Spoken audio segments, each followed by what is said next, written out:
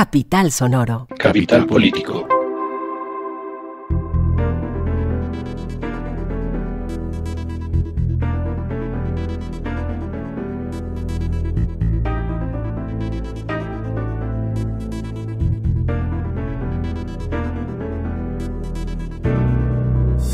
Capital Político es un podcast que semana tras semana se ocupa de las noticias más importantes de Colombia, Bogotá y el mundo. Yo soy Santiago Rivas y este es nuestro temario. Para empezar, vamos a hablar sobre la muerte de su graciosa majestad Isabel II. Mentira.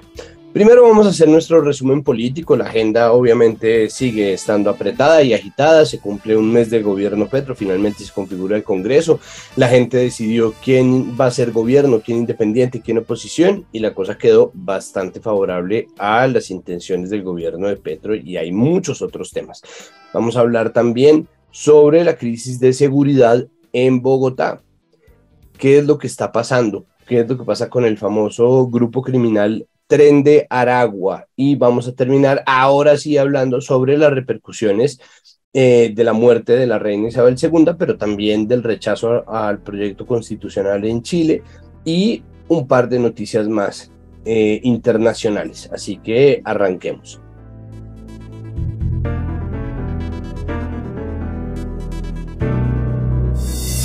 Y arrancamos, tal como está anunciado, con nuestro repaso semanal político que hacemos con Claudia Ospina. Claudia, bienvenida una vez más a su podcast.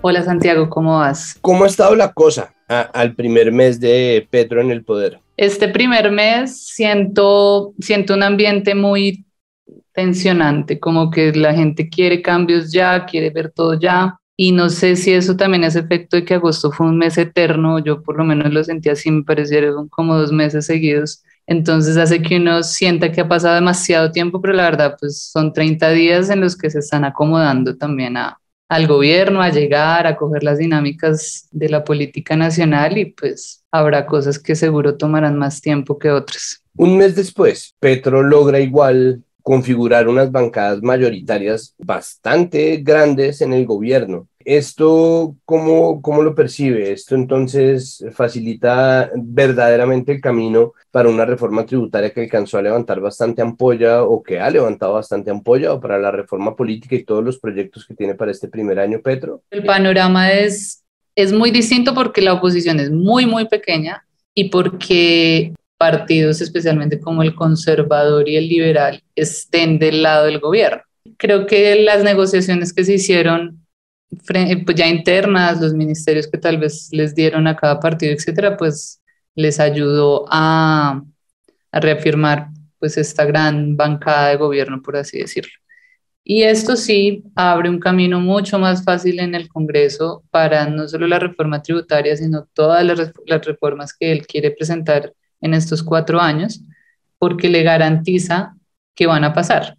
No necesariamente como el gobierno las presenta, porque siempre en los debates en el Congreso hay cambios y hay solicitudes de cosas que se agregan o se quitan, pero pues es casi seguro que van a pasar sí o sí, si nos basamos solo en lo que pasa en el Congreso. Yo creo que el Partido Conservador simplemente no concebía la vida sin un ministerio. Era como, ¿ahora qué vamos a hacer? ¿Nos va a tocar ser gobierno otra vez? Pues, pucha, bueno, está bien, háganlo. Sí, y obviamente eso no ha sido un camino fácil para los partidos también, porque nomás el partido de la U en la segunda vuelta estuvo con Gustavo Petro. Y ahí uno dice, son medianamente coherentes si tomamos la base de que estuvieron en segunda vuelta con él.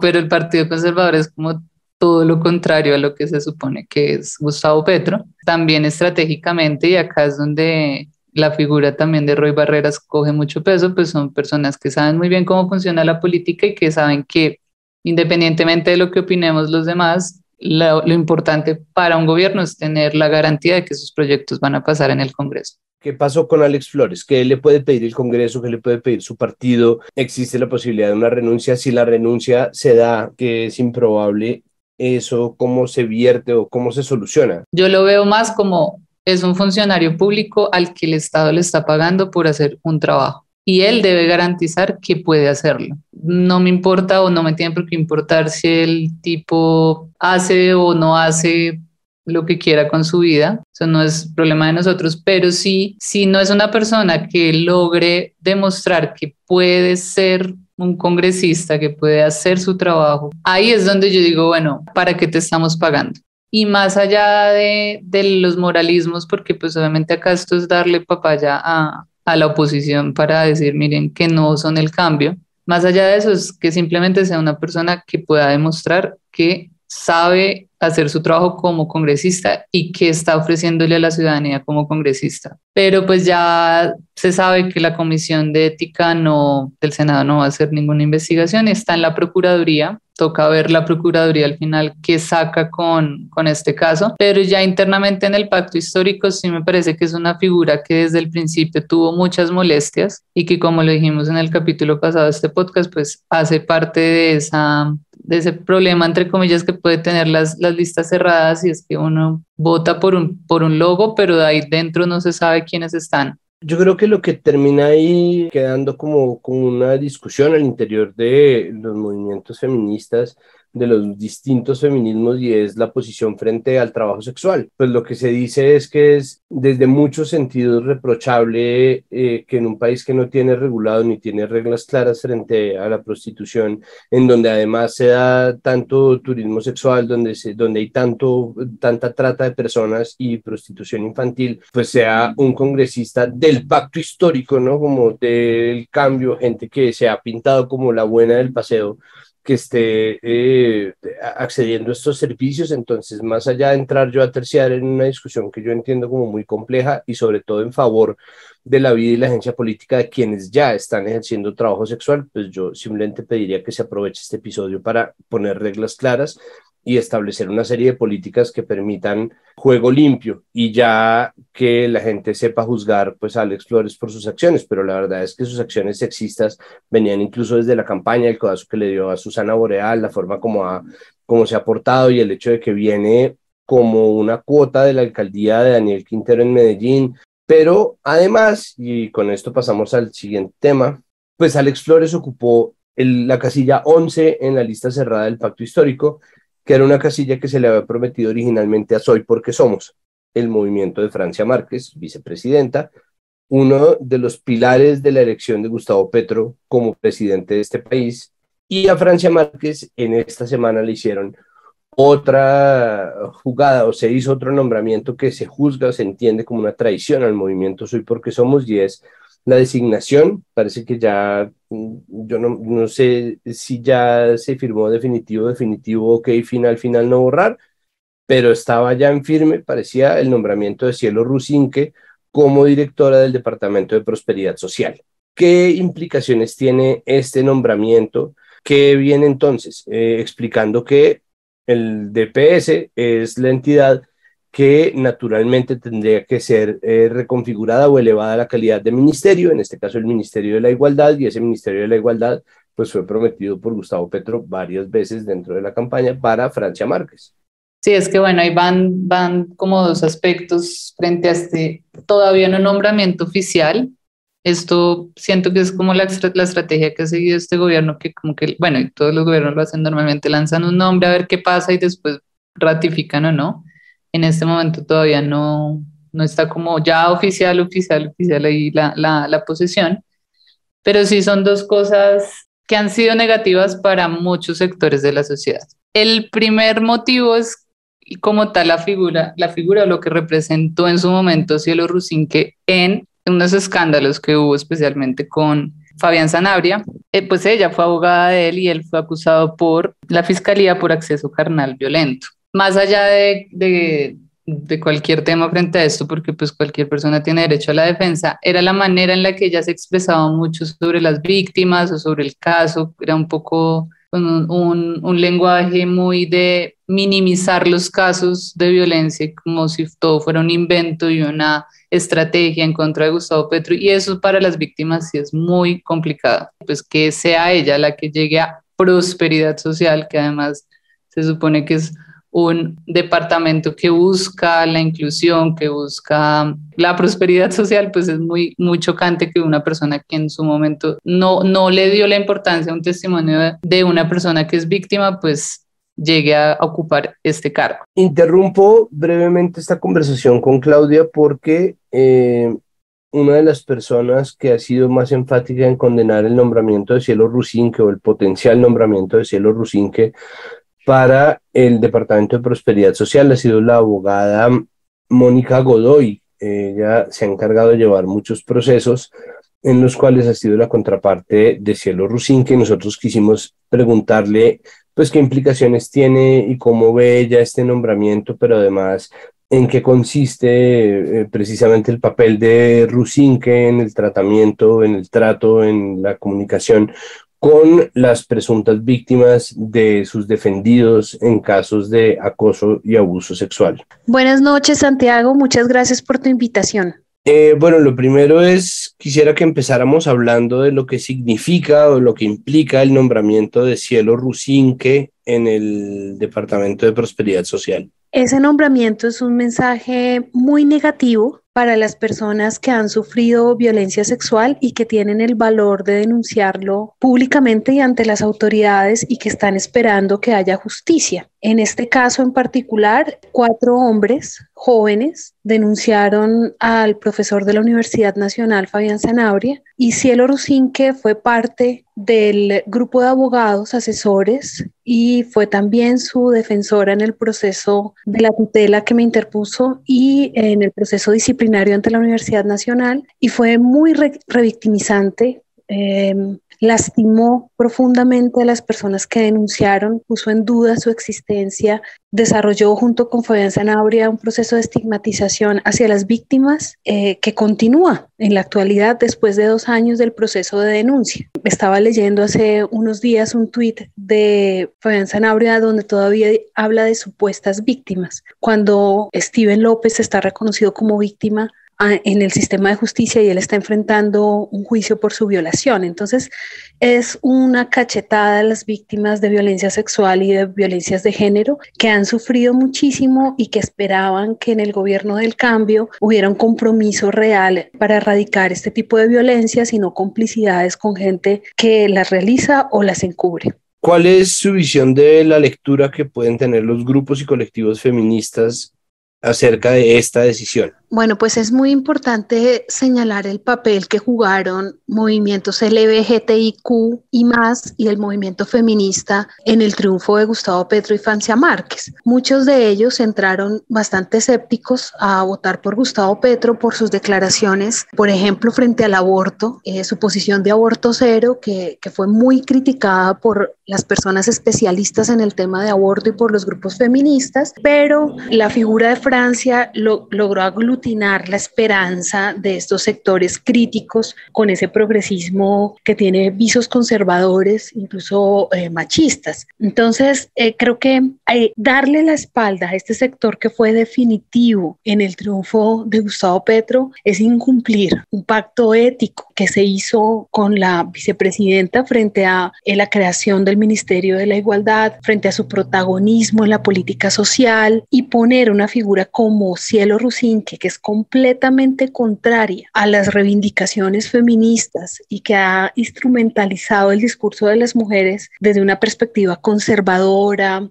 antiderechos, pues es un mensaje bastante negativo para los sectores que lo apoyamos. ¿Sí? Incluso es una falta de su palabra frente al movimiento de la vicepresidenta Francia Márquez. Nosotras, estas acciones, digamos, de protesta las hemos hecho de manera independiente como ciudadanía. La vicepresidenta, por supuesto, está al lado del presidente ejerciendo sus funciones de gobierno, pero desde la ciudadanía, desde abajo, desde las activistas que estuvieron en la calle impulsando la campaña, pues hay mucha insatisfacción con ese nombramiento. Además, porque es un cargo de mucha responsabilidad y a todas luces Cielo Rusinque no tiene ni las cualidades profesionales ni éticas para cumplir un cargo de este tipo. Teniendo en cuenta, Mónica, que el Departamento de Prosperidad Social pueda ser elevado a calidad de ministerio, que es el Ministerio de la Igualdad prometido Francia Márquez, ¿eso significaría que Cielo necesariamente quedaría al mando de ese ministerio que viene en proceso o qué puede pasar ahí?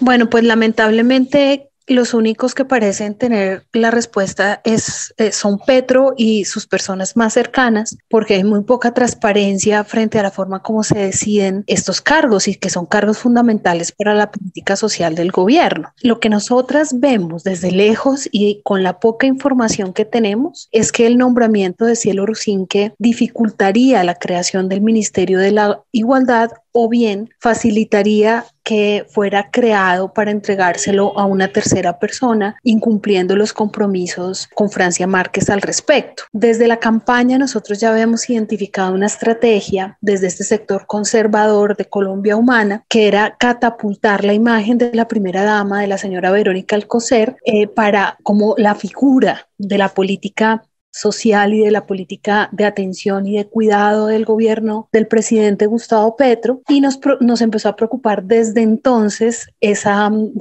competencia, esa intención no explícita de aminorar la influencia de Francia Márquez en la campaña, y lo que vemos en este primer mes de gobierno es que se han incumplido varios de los acuerdos hechos con ella, y que el Ministerio de la Igualdad pues es una apuesta colectiva que fue por la cual nosotros le votamos y que no estamos dispuestos a aceptar que haya barreras, impedimentos, trabas o la entrega del ministerio a la primera dama o a otra persona que no esté calificada y que no haya sido, digamos, parte de la estructuración de esa idea desde la campaña.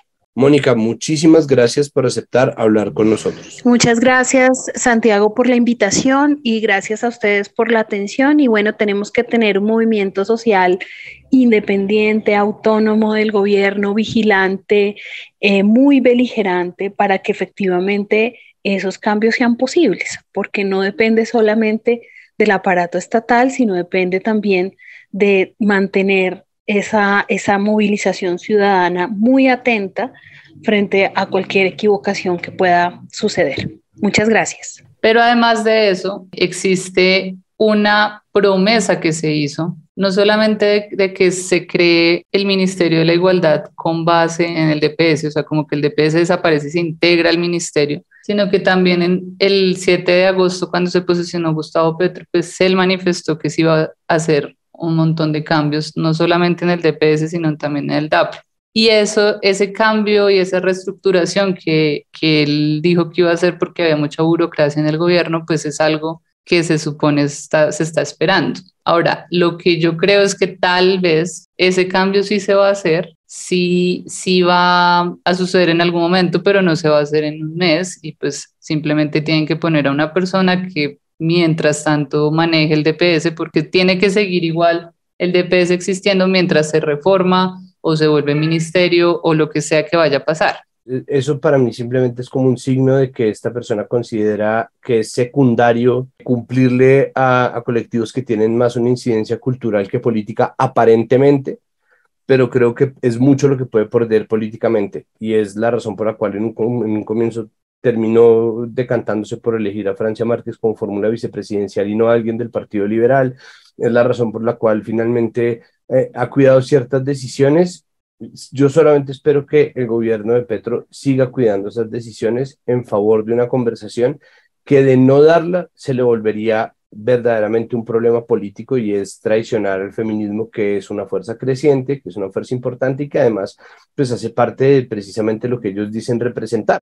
No hay que olvidar que pues Gustavo Petro no fue la persona más feliz decidiendo a Francia Márquez como fórmula vicepresidencial. Fue una presión social que hubo porque además a ella le fue muy bien en la consulta del pacto histórico. Entonces es una persona que demostró tener un poder político muy fuerte, y ahí es donde la misma sociedad le exigió que ella fuera su fórmula vicepresidencial. Y ahora no creer que eso tiene consecuencias o que hay un montón de ojos viendo lo que está pasando, pues es bastante inocente. Yo creo que ese juego constante del gobierno Petro de traicionar a sus propias filas para contentar como a otros lugares, o pues a contentarla lo mismo de siempre, porque es que además fuera... En este caso además, claro. Y porque si tú ves en temas de comunicación, ha sido más protagónica Verónica Alcocer, que es la esposa, que la propia vicepresidenta. Francia puede, además, no solamente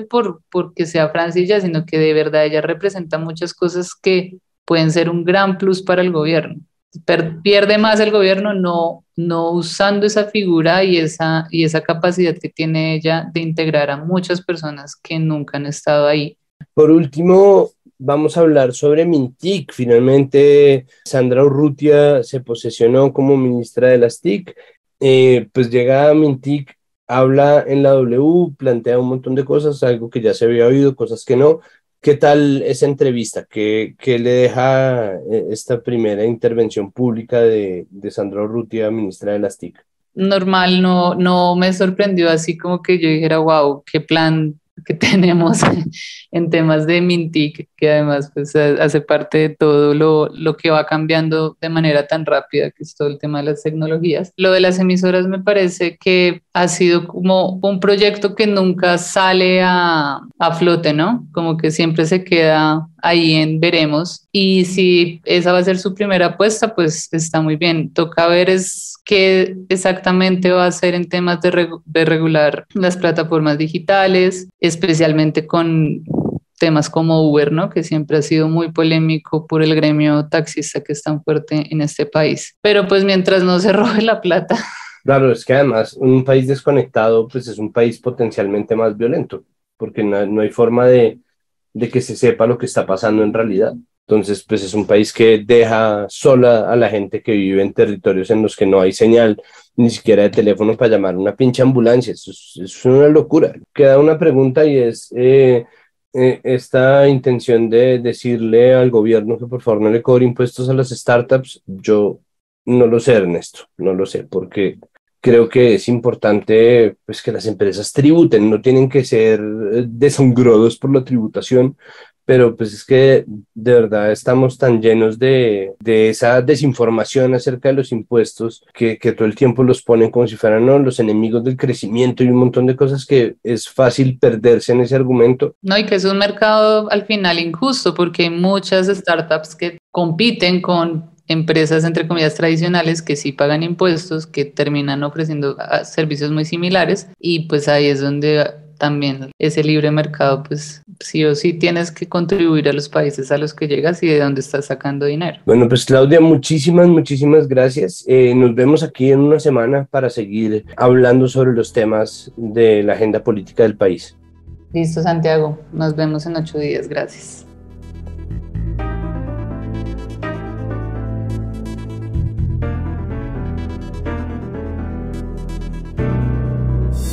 Nuestro segundo tema de este episodio es un tema complicado. Se trata de la crisis de seguridad, la escalada de violencia que estamos viviendo. Hace una semana hablábamos sobre Buenaventura y hoy dolorosamente le toca el tema a Bogotá, porque la verdad es que la aparición de cadáveres y cuerpos partidos en pedazos en distintas zonas de la ciudad, en zonas además diametralmente opuestas, como lo pueden ser Kennedy y Suba Rincón, pues son verdaderamente preocupantes. La alcaldía ha dicho que no pasa nada, que todo bien, entonces que han bajado y entonces muestran las cifras, pero en este país tan desinformado, el agente número 1 de desinformación es PowerPoint y nosotros queremos saber de verdad qué es lo que está pasando. Por eso está con nosotros Isaac Morales, coordinador de la línea de convivencia y seguridad ciudadana de la Fundación Paz y Reconciliación Pares. Muchísimas gracias, Isaac, bienvenido otra vez a Capital Político y gracias por aceptar esta invitación. Santiago, muchísimas gracias a ti por la invitación y de paso saludo a todas las personas que están escuchando este podcast de Capital Político. Bueno, Isaac,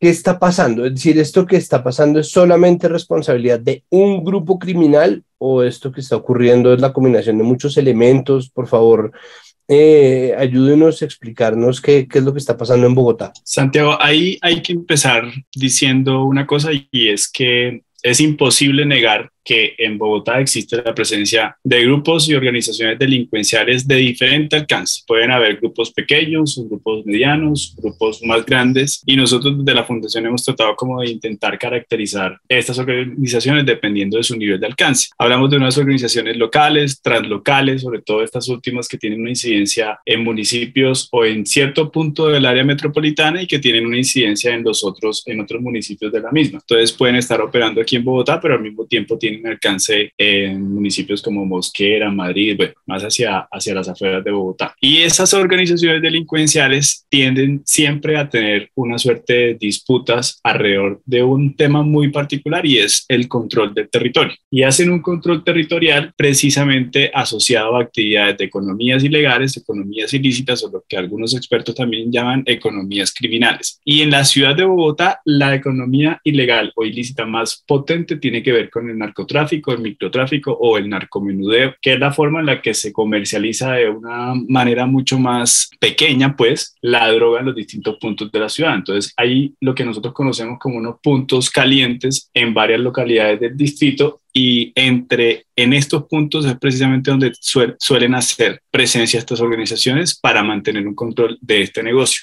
Hay otras economías ilícitas que giran alrededor de esta pretensión de control territorial. Hablemos, por ejemplo, de la extorsión, del tráfico, la compra y venta de armas ilegales, incluso la trata de personas o la prostitución. Entonces, es básicamente tener un control del territorio alrededor de todas estas economías y tratando de demostrar la capacidad de acción que tienen las organizaciones delincuenciales dependiendo del nivel de alcance que puedan tener a nivel distrital. Eso yo creo que es la principal explicación. O sea, nosotros no podemos negar, lo hemos dicho hace ya varios años, que en Bogotá existe una presencia importante de organizaciones delincuenciales en varios puntos de la ciudad, y el hecho de que se conciba esta zona como un área metropolitana, digamos que pone o vuelve mucho más compleja la situación, precisamente por el punto, o por poner un ejemplo, mejor dicho, en la colindación que hay entre Ciudad Bolívar y Soacha. Es un punto bastante complejo y que siempre ha estado permeado por organizaciones criminales de este tipo. Claro, y que ahora parece que tuvieran un mapa mucho más extenso para recorrer, como un área de acción que no está confinado a ningún tipo de límite. Sí, y lo que existen son como una suerte de fronteras invisibles entre estas organizaciones. Hay partes del país, en lo que, por ejemplo, en el Valle de Aburrá, en las que tienen definidas esas fronteras y saben dónde no se meten y dónde sí se meten los contrincantes.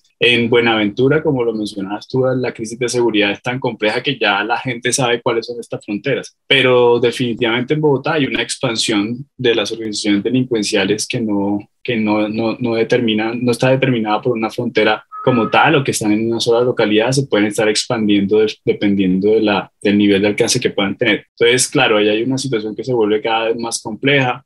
La necesidad de ese control territorial las hace recrudecer en términos de sus disputas, y lo que hemos estado viendo en estos días con los por lo menos 23 cuerpos que han sido encontrados en condiciones similares es precisamente orientado a eso, a que hay una pretensión de ajuste de cuentas y de disputas entre organizaciones delincuenciales para manifestar cuál es su capacidad de acción criminal y el control de ese territorio. Esto que está pasando, una escalada en realidad, ¿a qué se debe esta escalada? Pues porque Bogotá nunca ha sido una ciudad fácil, no decir que Bogotá es una ciudad insegura es casi que no darle la dimensión que se merece, pero al mismo tiempo, hace mucho tiempo no se sentía una percepción tan aguda de esa inseguridad y de esa violencia. Entonces, ¿qué es lo que está pasando? ¿Qué es lo que lo produce? Santiago, hay que partir de una idea de que sí, efectivamente, hay una escalada de estas manifestaciones de violencia. Y yo aquí quisiera hacer un paréntesis. Nosotros desde la Fundación Paz y Reconciliación le hemos estado haciendo seguimiento al hallazgo de estos cuerpos en bolsas de basura desmembrados por lo menos desde finales del 2019. Y los datos que nosotros tenemos es que en todo 2020, hasta la fecha de hoy, se han registrado por lo menos 55 cuerpos en esas mismas condiciones. O sea, las manifestaciones de esta violencia han estado presentes. No olvidemos un episodio muy reconocido en el 2020, a principios antecitos de la pandemia, se había identificado una casa de pique en el barrio, en un barrio cercano a la colindación con Soacha. Y solamente en 2020 nosotros tenemos registro de 22 cuerpos encontrados en esas mismas condiciones. O sea, la situación ya se venía presentando, y ahorita lo que sí estamos viendo es una escalada. Claro, como en un semestre, o por lo menos en estos 9 meses del 2022, ya van 23 cuerpos y solo en 2020 se registraron 22, entonces indica que hay una tendencia al alza de estas manifestaciones de violencia y de sevicia alrededor de las organizaciones delincuenciales. Y esto se debe precisamente a que existen muchos más actores criminales en el en la mesa o en el tablero de ajedrez de la criminalidad de Bogotá. Entonces, claro, empiezan a surgir nuevas organizaciones que se descienden, se dividen y ellas mismas empiezan a tratar de buscar sus propios beneficios. Pero al mismo tiempo también hay otras organizaciones que llegan nuevas y tratan como de mantener ese poderío en el control territorial. Se ha hablado mucho del Tren de Aragua, una organización criminal nacida de la crisis económica venezolana, que de hecho inició como un sindicato de trabajadores, una historia verdaderamente superior a muchas obras de ficción, pero que al tiempo pues se ha vuelto atrapante y que por el otro lado pues lo que ha hecho ha sido permitir que se redunde en una narrativa según la cual es la crisis migratoria y la crisis de refugiados venezolanos la que está generando esta escalada. Esa retórica muy xenofóbica fue utilizada por la alcaldesa López en el pasado, pese a las muchas veces que se le criticó y se le pidió que dejara de esgrimir esas ideas, o sea, lo que sea, esto ahora y el protagonismo que ha cobrado esta organización criminal pues está trayendo consigo un retorno precisamente de esa idea. Entonces, ¿qué pasa? Si es todo esto el Tren de Aragua, ¿cómo hacer para contar esta historia sin que termine pasando precisamente por esos alegatos o por esos argumentos xenófobos que tan a menudo se han usado desde la alcaldía distrital? Esta respuesta me gustaría dividirla en dos partes. Primero,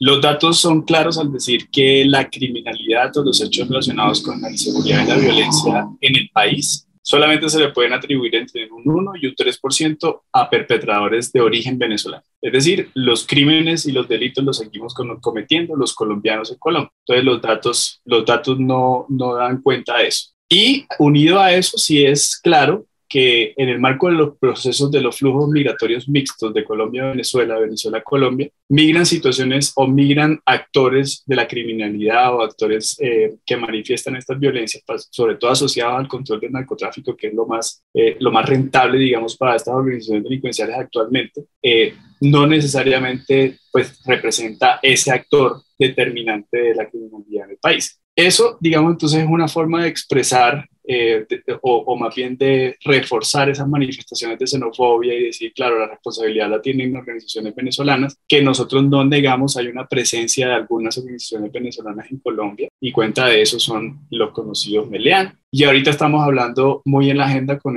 relación a este Tren de Aragua. Y ahí viene la segunda parte. Si bien ellos tienen una presencia en el territorio nacional alrededor del control de las rutas del narcotráfico y del microtráfico en varias partes del país, no necesariamente sean ellos los responsables de estas situaciones de los cuerpos alrededor de lo que se ha encontrado en la ciudad de Bogotá. Y lo que nosotros hemos dicho, y particularmente yo siempre con relación a este tema, es que es preferible, hasta que las autoridades no lo determinen, hablar de esto como una suerte de modalidad que puede ser utilizada por diferentes organizaciones delincuenciales alrededor de los ajustes de cuentas y de los homicidios ejemplarizantes. Entonces, claro, el Tren de Aragua puede asesinar, desmembrar y empaquetar en bolsas de basura a sus enemigos, pero lo mismo pueden hacer los paisas y lo mismo pueden hacer los Jayco Masacre. Entonces es determinante que las autoridades de policía, con un ejercicio claro de inteligencia y contrainteligencia, más que de reacción, sino de prevención, den cuenta de realmente cuál es la estructura fundamental de estas organizaciones y si entre ellas está existiendo unas disputas que para nosotros son obvias,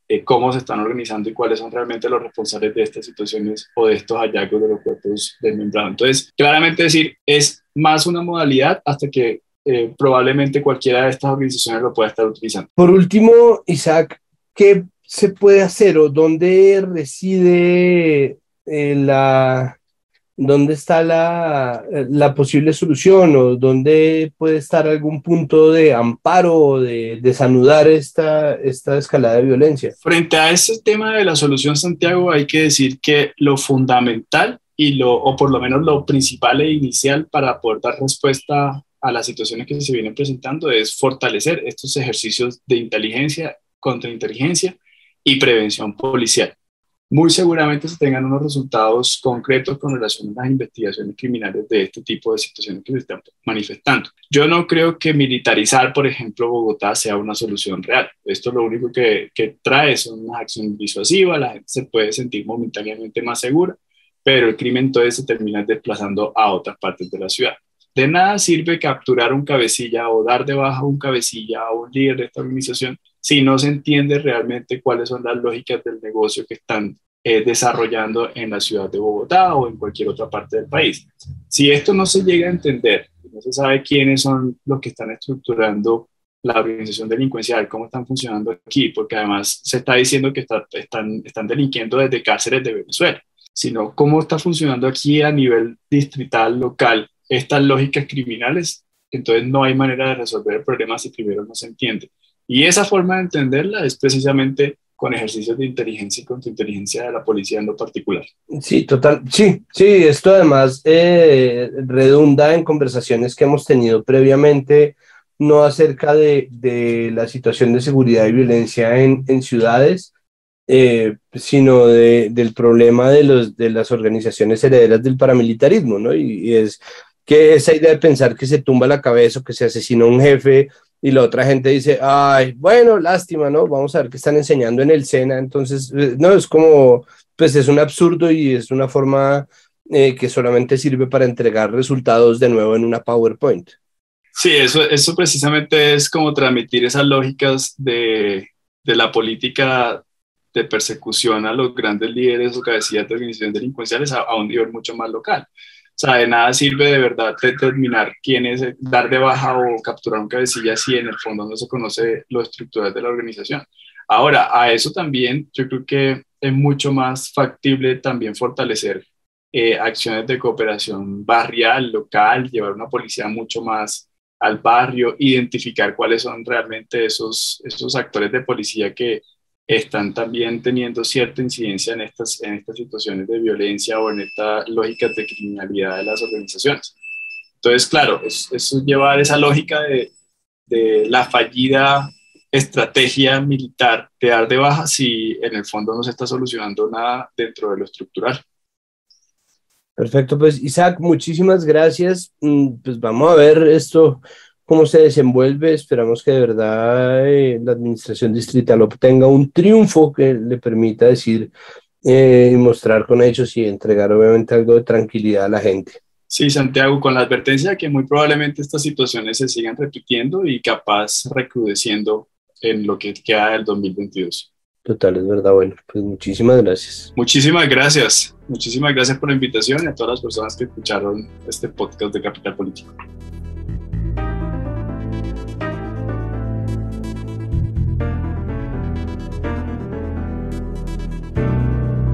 Y terminamos este episodio de Capital Político haciendo un breve recuento de noticias internacionales y semi-internacionales, para lo cual se encuentra con nosotros el internacionalista Mauricio Jaramillo Jacir. Muchísimas gracias, Mauricio, por aceptar de nuevo nuestra invitación. Bienvenido a Capital Político.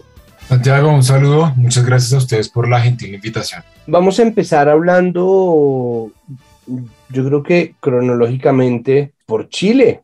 El domingo se votó el rechazo por una mayoría contundente al texto de la Constitución entregada por la Asamblea Constituyente. Lo primero es, bueno, ya un poco se ha versado mucho sobre lo que esto significa, sobre el respeto a los sectores electorales que se vieron representados en este rechazo, pero la pregunta entonces es, ¿cuáles son los escenarios que se pueden venir para Chile después de este triunfo de la opción rechazo? Lo primero que viene para Chile es buscar el camino de la reconciliación y superar de alguna manera la polarización, porque me parece que aquí el principal enemigo de Boric es precisamente esa fragmentación. No ha podido consolidar el apoyo ni del centro ni de la base de izquierda. A partir de eso tiene tres opciones, Santiago, para concretar las reformas, porque recordemos que en el 2020 casi el 80% de la gente en la elección más votada de Chile, desde que el voto es libre en el 2012, antes era obligatorio, esa ha sido la elección de mayor participación, entre las que, insisto, el voto no ha sido obligatorio, y la gente votó en ese momento por un cambio. Entonces el cambio es un mandato y hay que buscar una forma de concretarlo. Creo que Boric entendió, y el constituyente, que ese no era el cambio que la gente quería. Entonces, o bien puede hacer leyes en el sentido de eutanasia,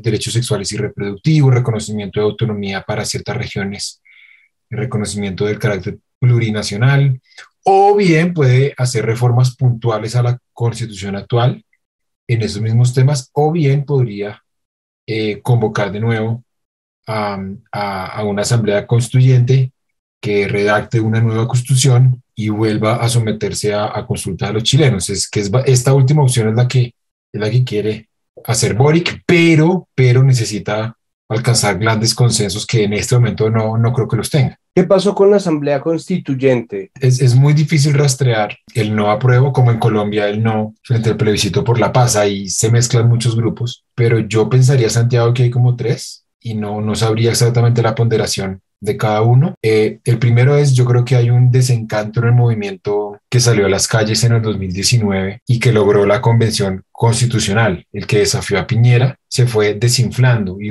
las cifras son muy claras. En el 2020 votó el 61%, a la convención la votó el 51% y luego en las elecciones presidenciales de Boric hubo una reducción aún mayor. Entonces lo que vemos es electoralmente cada vez menos participación, porque es muy difícil mantener la energía de la gente, es muy difícil mantener la convicción. Entonces lo primero es que se desinfló un poco este gran movimiento del apruebo, insisto, por pérdida de energía, por divisiones internas, etc. En segundo lugar, pues creo que Boric, esto se convirtió también en un voto de confianza, voto de censura a Boric, y Boric está en un momento de una desaprobación muy alta, 60% no confía en él, y esto suele pasar con los plebiscitos, ¿no? Se terminan convirtiendo en una moción frente al jefe de Estado y obviamente la correlación de fuerzas estaba a favor del no apruebo y claro, un tercero, sin duda alguna la desinformación, y Chile, tal vez junto a Colombia y Paraguay, son los países más conservadores de América del Sur. Que a la gente le digan, es que si reconocemos autonomía o si reconocemos a los 11 pueblos indígenas se van a independizar, corremos el riesgo del secesionismo, es que se va a enseñar en los colegios ideología de género, a la gente se le va a imponer, la van a obligar a ser homosexual, van a promover el aborto, el Estado va a intervenir en la economía y va a salir masivamente la inversión extranjera. Entonces, una parte también me parece, a mí tiene que ver con unos miedos, a mi juicio, infundados y que ya sabemos el libreto un poco por lo que fue el Brexit, la elección de Trump, el plebiscito del no en Colombia, son estrategias que en otros escenarios ya han mostrado funcionar. Queda simplemente pues las muchas cuestiones que pesan sobre Chile, pero pues es un futuro que nosotros obviamente vamos a seguir mirando, sobre todo por lo mucho que a veces nos funciona como un espejo de lo que pasa aquí en Colombia. Pasemos a hablar sobre la muerte de Isabel II, más que por el hecho pues de su muerte y todas las operaciones que eso conlleva y la pompa con la cual se recibe y lo que esto implica en términos pues obviamente de las muchas narrativas que corren por el mundo relacionadas con eso. Nos interesa en este podcast ver cuáles pueden ser los ecos de la muerte de Isabel II, qué puede pasar en países que están teniendo un proceso de reconocimiento de identidad y un poco de rediseño, como pasa en el caso de Australia, como está pasando en Nueva Zelanda, qué puede pasar con los protectorados y con las mancomuniones del Reino Unido. Bueno, yo creo que lo primero es que la monarquía entra en un momento de desconexión con la gente. Mi impresión, Santiago, es que la monarquía está en crisis en el mundo, especialmente porque hay un cambio generacional. No es porque la monarquía sea mala, o sea déspota, o sea antipática, puede que lo sea o no, depende de cada una, pero en términos generales la gente que llega no se ve representada y siente que la unidad nacional va por otro lado, como usted lo sugiere. Isabel tenía una autoridad un poco por lo que vivió en el siglo XX y en el siglo XXI, y mientras la política la desprestigiaban personajes como Thatcher, Blair por la guerra en Irak, Boris Johnson pues es evidente las razones por las cuales la reina mantenía un poco la dignidad. Eso me parece que se pierde porque Carlos no tiene el carisma de la reina, no tiene esa autoridad natural, a pesar de que quiere pues mover un poco algunas causas ambientales que son importantes para los jóvenes. Entonces, en adelante, lo primero que yo diría es que en este cambio generacional, mi impresión es que para la monarquía va a ser cada vez más difícil mantenerse vigente. El caso más representativo, como yo decía, es España, donde el rechazo a la monarquía es muy fuerte, pero me parece que este es un caso que se va a empezar a repetir a medida en que van saliendo y la gente más joven no entiende por qué alguien, por el simple hecho de pertenecer a una aristocracia y tener cierta sangre, pues ostenta un poder simbólico, pero poder al fin y al cabo. Y luego viene lo segundo, que es el prestigio de Reino Unido en el mundo. Yo creo que viene de capa caída por lo mismo que usted menciona. Ahí hay una redefinición de las identidades de quienes fueron colonia, de quienes reconocieron no a la reina o al reinado como jefe de Estado. Ya, por ejemplo, Barbados, hace unos años con Mia Mottley, había decidido retirarse, dejar de reconocer a la reina como jefe de Estado. Mi impresión es que cada vez más estados lo ven con cierta revisión histórica, especialmente en el subcontinente indio, insisto, donde hay muchos reclamos por lo que pasó en algunas zonas del África subsahariana, obviamente en el Medio Oriente con el mandato de Palestina. Entonces, en esta reconfiguración de la identidad, yo veo a la monarquía en desventaja. Además, insisto, por los escándalos como el del Duque de York de acoso sexual. Y pensaría por último que esto, pues de todas maneras, no tendría por qué afectar la política británica. Hoy la política británica tiene una inercia propia en la que la monarquía participa cada vez menos, entonces tampoco creo que haya grandes cambios, más allá, insisto, del shock que se está viviendo, sobre todo en los países de la mancomunidad. El Duque de York es el príncipe Andrés.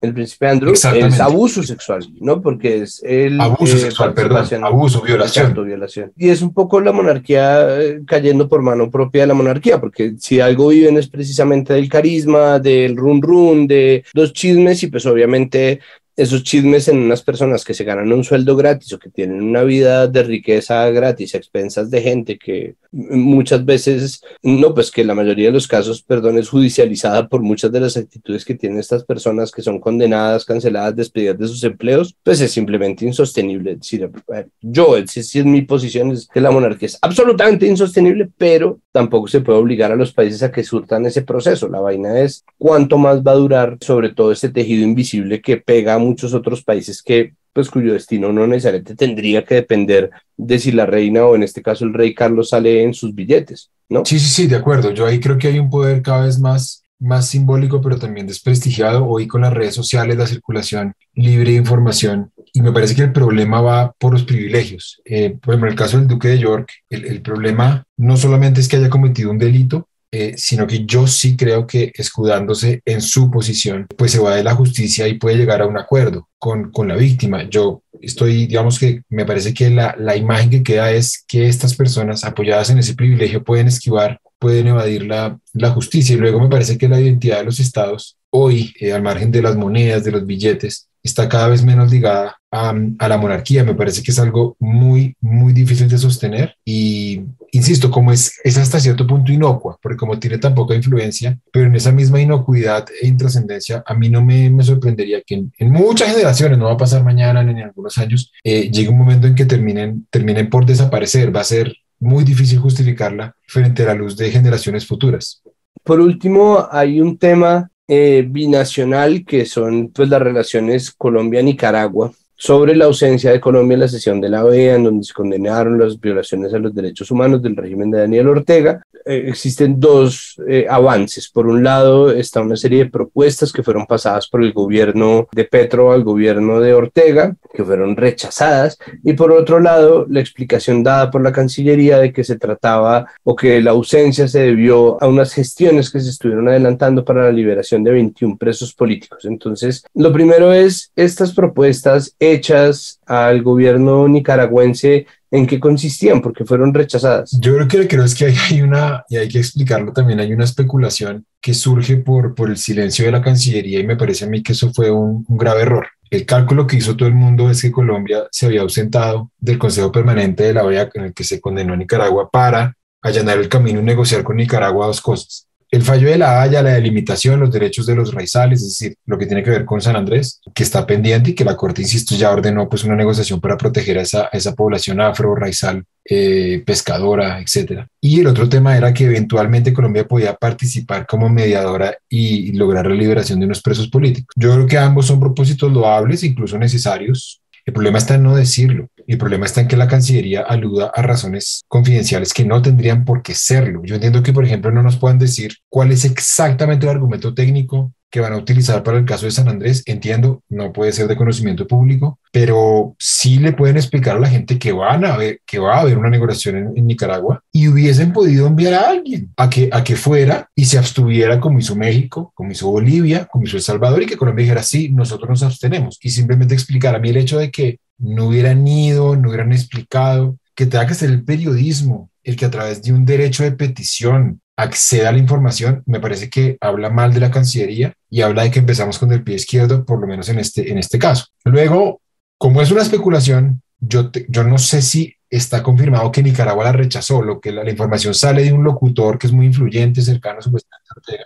y que él dice que ni nos digan ahora porque acá no hay nada que negociar, nosotros tenemos un título de propiedad del fallo 2012, y para colmo de males, esta semana se supo, el canciller habló con Daniel Coronel y le dijo que Colombia iba a votar para condenar a Nicaragua en el Consejo de Derechos Humanos de Ginebra de Naciones Unidas, y aparentemente Nicaragua habría tomado la decisión de no reconocer la acreditación del embajador colombiano ante ese gobierno. Y esto es básicamente muy grave porque implica que si se confirma que efectivamente Nicaragua no acepta a nuestro embajador, a León Freddy Muñoz, en represalia, porque lo que dijo el canciller de que Nicaragua era una violadora de derechos humanos, vamos a quedarnos sin relación y muy difícilmente pues vamos a poder negociar el tema de Nicaragua, que era uno de los retos que tenía Petro. Y ahí sí, insisto, faltó claridad desde el comienzo y decir, o vamos a condenar o nos vamos a quedar callados y vamos a aplicar el principio de como con Venezuela, que vamos a aplicar la no injerencia, vamos a avanzar, vamos a negociar. Hoy se reabrió la frontera y el comercio, pero esa ambigüedad me parece que nos está costando muy caro. De acuerdo, y ese terreno para la especulación en un momento en el cual además los nervios están tan crispados y siendo además un gobierno experto en mensajes y símbolos, pues es una bobería. Es decir, es que ellos pues tienen también un conocimiento de los alcances y el poder de las narrativas. Bueno, en fin. ¿Y estos 21 presos políticos qué? En realidad hay una serie de presos políticos que son, valga la cacofonía, personas... Son políticos presos. Políticos, digámoslo así, comunicadores que están acusados de terrorismo. Hay candidatos a la presidencia, como en el caso de Cristiana Chamorro, pero en la lista de los 21 presos políticos yo no he visto hasta ahora nombres, y no creo la verdad que los vayan a dar. Ahí la gran pregunta sería cuál es el criterio, porque a mi juicio hay dos opciones. O que las familias de esas personas se hubiesen comunicado con el gobierno de Petro, asumiendo que había una posible intermediación y se hubiera explorado, o que el mismo Petro, Cepeda, Leiva hubiesen visto una serie de perfiles de personas que efectivamente hay demasiadas contradicciones en el proceso. Por ejemplo, en el caso de Félix Madariaga, es una persona, un opositor, candidato a la presidencia, a él lo llevan a un interrogatorio y le dicen a la fiscalía, mire, le vamos a hacer un interrogatorio, tranquilo, no se va a demorar, y el tipo no sale, lleva 2 años, no ha salido. Entonces hay demasiadas violaciones al debido proceso de periodistas, de candidatos a la asamblea, de candidatos a la presidencia. Está el caso presidente de la iglesia. Entonces es una ola de represión muy grande, y el problema es que Colombia no ha escogido, en mi juicio, un discurso pues muy constante, ¿no? Porque si el discurso, insisto, es humanitario y no vamos a hablar de la situación interna de Nicaragua, y eso es tragarse un sapo grande, Santiago, porque obviamente la situación es muy grave en materia de derechos humanos, pero se lo tienen que tragar como nos lo estamos tragando con Venezuela. Ahora, si usted dice que se va a tragar el sapo y luego le dice a Daniel Coronel que se están violando los derechos humanos, pues ahí sí entramos en un terreno en el que va a ser muy difícil que la estrategia de mediación colombiana funcione, porque si usted es mediador, usted parte de la base de que respeta a los dos bandos, así haya reparos respecto a lo que está haciendo Nicaragua, y eso, bueno aclararlo, Santiago, no implica aquiescencia, no implica sintonía ideológica con Daniel Ortega, implica que por una razón pragmática, pues yo me declaro neutral. No, claro, de acuerdo. Es que parece un error común creer que la diplomacia implica mantener contento a todo el mundo o dar exactamente el mensaje que cada parte quiere oír, solo para arriesgarse a que todo el mundo oiga todo lo que uno dice y se generen problemas nuevos. Exacto, ese es el problema. La búsqueda de equilibrios es muy difícil, y me parece que, por ejemplo, es raro, porque con Estados Unidos me parece que lo han hecho bien, con Venezuela me parece que hasta ahora muy bien. Obviamente hay bemoles, pero con Nicaragua sí es preocupante la evolución de los hechos en el último tiempo. Sí, es muy extraño como de verdad nos estamos enredando. Pero bueno, en fin, otro tema que por supuesto no ha terminado, sobre el cual no existe todavía un diagnóstico definitivo, pero pues que es lo que nos permite leer las acciones de la Cancillería. Muchísimas gracias, Mauricio. Y pues nada, esperamos que esta sea no la última vez que nos encontramos, sino una de tantas. Muchas gracias. Muchas gracias por la invitación, y claro, esperemos que sea mucho más. Feliz resto de día.